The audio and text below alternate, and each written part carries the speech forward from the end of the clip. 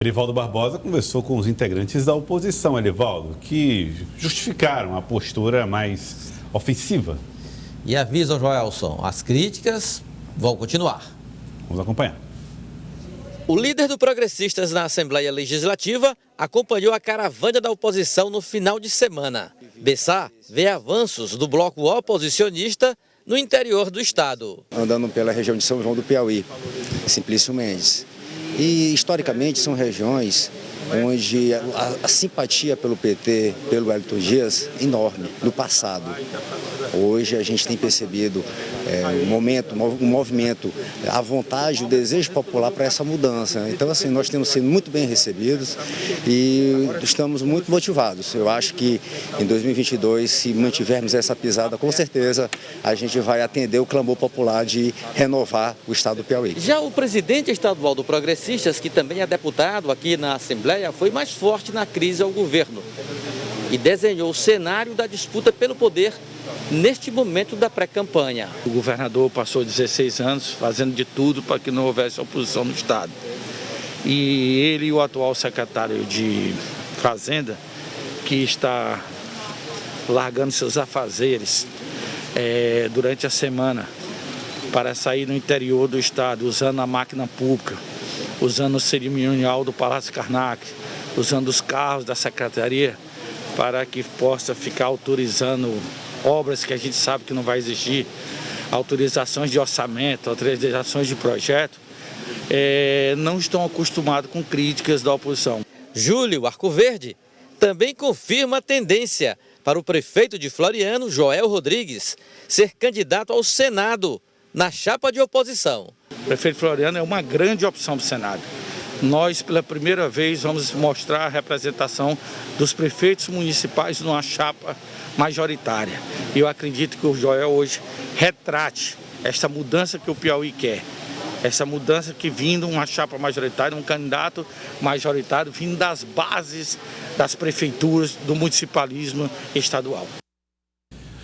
Muito bem, vamos lá, começando com a Lídia Brito. Lídia, a gente percebe que esse será o tom daqui até outubro de 2022, Lídia. E evidentemente que à medida que se aproximará as eleições, a tendência é que isso se torne mais frequente, quem sabe mais forte. Foi antecipado, né, Joelson? Esse clima mais acirrado entre os dois lados. A gente vê essa polarização também aqui no estado, né, se acirrando com o grupo do governador Wellington Dias e a oposição liderada pelo senador Ciro Nogueira. A tendência, de fato, a partir de agora é se agravar, vamos dizer assim, esse clima, a se acirrar esse clima entre os dois lados, porque a gente vê o governador Wellington Dias com uma postura mais amena, ele não quer muito bater para o embate, diz que continua sendo o mesmo Wellington Dias, mas do outro lado a gente vê Rafael Fonteles dando declarações mais duras, praticamente ali no mesmo tom de resposta ao senador Ciro Nogueira, né? Então a gente vê aí que Rafael vai fazer mesmo esse papel como esse possível pré-candidato, ele tem aí esse papel de fato responder à oposição, buscando responder no mesmo tom, mas o governador disse, né, que se mantém o mesmo Wellington Dias, da mesma forma tranquila, buscando, Erivaldo, um diálogo com todos os lados. O que essa situação pode dar uma catalisada, uma acelerada, Lídia, é exatamente poeira, muita poeira no ar, cenário aí muito poluído, isso pode até, quem sabe, contribuir para acelerar decisões, como, por exemplo, as que envolvem hoje o deputado estadual Wilson Brandão, que deu uma afastada aí para dar uma avaliada com cabeça fria sobre o que foi a eleição do Tribunal de Contas do Estado, e também, Joelson, por um caso assim mais visível até, que é o da deputada federal Margarete Coelho, né? Que ela não tem acompanhado as caravanas da oposição no interior, não tem acompanhado, como também não tem acompanhado as governistas. Então ela se mantém muito ligada lá em Brasília, a relatoria recentemente do Código Eleitoral e agora os trabalhos parlamentares. Até no Progressistas, quem diga que a deputada estaria aí deixando as bases dela no interior um pouco soltas, né? Mas ela tem que voltar para as bases, tem que trabalhar isso, porque ela vai buscar a reeleição. Ela tem mantido uma certa distância em relação a essa refrega aí que envolve o ministro Ciro Nogueira, o governo do Estado, as lideranças governistas, os questionamentos que tem feito, já que ela participa do primeiro escalão do governo, na Secretaria do Meio Ambiente. Então, a tendência, quem sabe, nessa situação, pode até precipitar uma decisão da parlamentar para saber de que lado mesmo ela vai ficar efetivamente, já que Joel Rodrigues, sendo ou não candidato, ele já optou pelo lado dele, né? Aliás, esse é um ponto, né, que você trouxe na reportagem, Erivaldo Barbosa. Nós estamos falando de um nome, né, do Progressistas, mas que já foi do PTB, formou em Floriano uma composição com o Partido dos Trabalhadores na sua última eleição, ou seja, é um aliado do PT em Floriano, e agora ele toma uma posição que me parece ser, não é irreversível a candidatura, mas me parece irreversível a de ser da oposição. O governo mesmo não conta mais com Joel Rodrigues, né? Ele lá tem uma aliança municipal com o deputado Francisco Costa, que é líder do governo na Assembleia, mas os governistas não contam mais com Joel Rodrigues, que é uma importante liderança lá do município de Floriano. Por quê? Porque ele está aí incorporado na caravana oposicionista liderada hoje por Iracema Portela, Silvio Mendes, Júlio Arcoverde, Ciro Nogueira, ministro, que quando está aqui no Piauí participa ativamente dessas atividades. E olha, Lídia, Joel Rodrigues, os governistas tinham marcado, já tinham até mais ou menos uma data para filiação dele a um partido da base governista. Ou seja, para ele sair do Progressistas. Isso era não era possibilidade, era um plano dado como certo. E agora nós temos Joel Rodrigues, que costurava bem essa situação, até os adversários dele lá em Floriano diziam que ele estava correndo no muro muito largo entre oposição e governo, administraria essa situação até abril do próximo ano, até na hora do desfecho total. Não, ele decidiu foi agora, né? Já que ele está incorporado nessa caravana oposicionista e se apresentando. Olha, para quem ia para a base governista, ele se apresenta como candidato ao Senado para enfrentar o governador Wellington. Então é uma mudança bem radical. Para lá de decisão, né?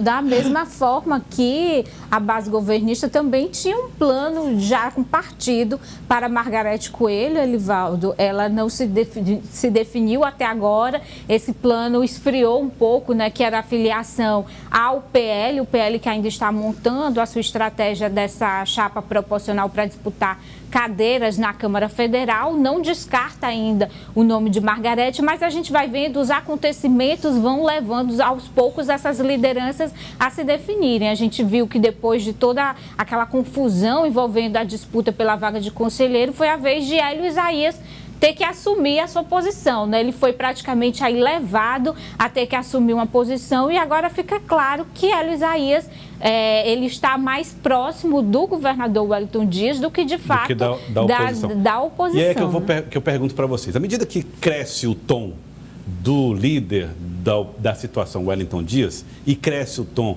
do líder da oposição Ciro Nogueira, o tom dos liderados também vai crescendo junto. Você viu Rafael Fonteles, Júlio Arcoverde. Isso não faz com que se precipite, inclusive, as pressões sobre essas lideranças no seguinte sentido. Olha, governador, ou olha, ministro Ciro, o deputado fulano de tal tem que tomar uma decisão agora, porque a gente já está aqui na briga, já estamos aqui na luta, seja de um lado ou do outro. E aí, como é que fica?